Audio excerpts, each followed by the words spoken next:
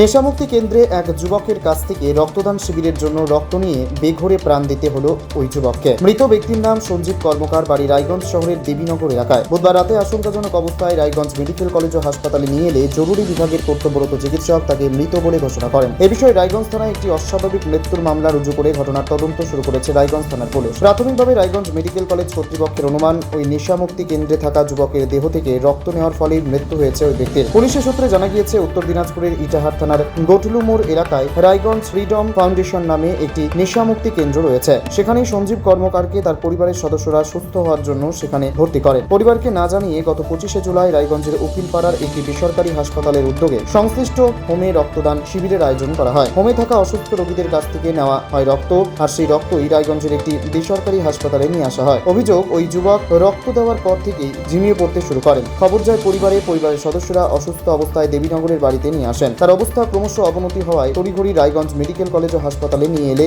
জরুরি বিভাগের কর্তব্যরত চিকিৎসক তাকে মৃত বলে ঘোষণা করেন। রায়গঞ্জ মেডিকেল কলেজ ও হাসপাতালের এক চিকিৎসক বলেন, মৃত্যুর প্রকৃত কারণ জানার জন্যই ময়না তদন্তের নির্দেশ দেওয়া হয়েছে। এ বিষয়ে মৃতের দাদা বলেন, এভাবে অসুস্থ রোগীর দেহ থেকে রক্ত নেওয়া রীতিমতো গর্হিত অপরাধ। যদি রক্ত না নেওয়া হতো সেক্ষেত্রে তাদের পরিবারের সদস্যটি আজও বেঁচে থাকতেন। অন্যদিকে রায়গঞ্জের উকিলপাড়ার ওই বেসরকারি হাসপাতালের চিকিৎসক এক সাংবাদিকের প্রশ্নের উত্তরে জানিয়েছেন, একমাত্র তাদেরই রক্ত সংগ্রহের লাইসেন্স রয়েছে। তাছাড়া রোগীর হিমোগ্লোবিন, সুগার, প্রেশার মাপা ছাড়া তারা কি বা করতে পারেন। উল্লেখ্য, উত্তর দিনাজপুর জেলার বিভিন্ন জায়গায় নানান ধরনের নেশামুক্তি কেন্দ্র গড়ে উঠেছে। রায়গঞ্জ, ইটাহার, হেমতাবাদ, করণদিঘি, ইসলামপুর সহ একাধিক জায়গায়, যাদের মধ্যে সরকারি অনুমোদন নেই 14টি নেশামুক্তি কেন্দ্রের। জেলা মুখ্য স্বাস্থ্য আধিকারিকের এই বিষয়গুলি নিয়ে নড়েচড়ে বসা উচিত বলেও দাবি করেছেন নেশামুক্তি কেন্দ্রে রোগী রাখা মানুষেরা। এছাড়াও আরও বিভিন্ন জায়গাতে এমন নেশামুক্তি কেন্দ্র রয়েছে, সেগুলির মধ্যে কোনোটির বৈধ কাগজপত্র রয়েছে কিনা জেলা স্বাস্থ্য দপ্তরের জানা নেই। তা নিয়ে ইতিমধ্যেই প্রশ্ন উঠতে শুরু করেছে। সূত্র মারফত জানা গিয়েছে, একটি নেশামুক্তি কেন্দ্রের 24 ঘন্টার জন্য মেডিকেল অফিসার, কাউন্সিলর, মানসিক ও স্নায়ুরোগ বিশেষজ্ঞ সহ একাধিক চিকিৎসক থাকার কথা, কিন্তু কোনোটি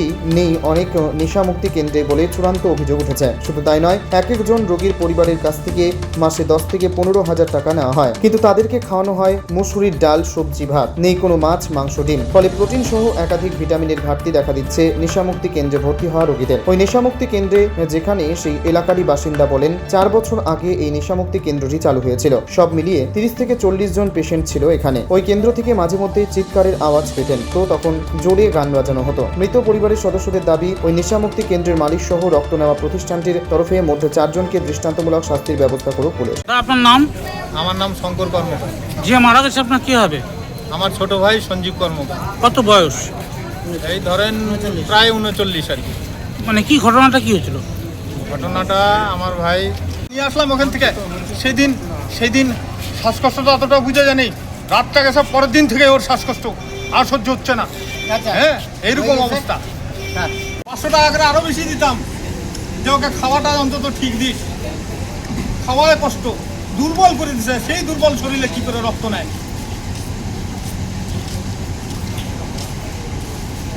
বলে ও স্বেচ্ছায় রক্ত দিছে। আরে স্বেচ্ছায় ওর কি হিতাহিত জ্ঞান আছে, বুদ্ধি আছে? কত অসুস্থ না হলে তোমাকে হোমে কেন দিয়ে রাখছি? তুমি কায়দা আইন শিখাচ্ছ যে অসুস্থ সই করে দিছে, আমাদেরকে কিছুই করতে পারবে না। চাল খাটাচ্ছে।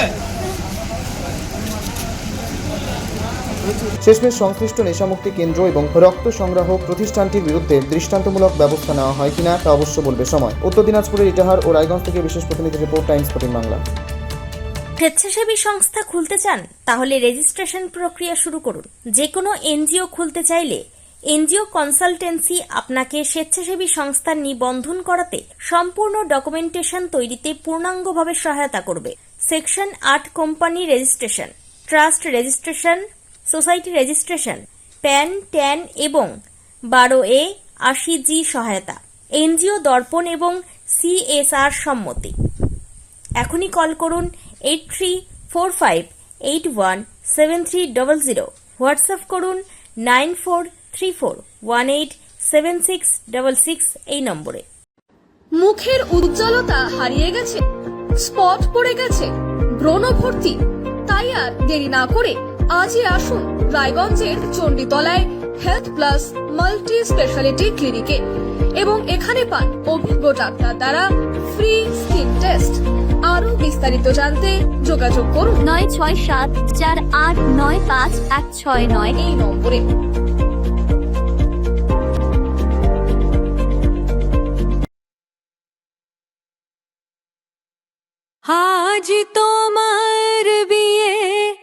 सजलो नो तू सजे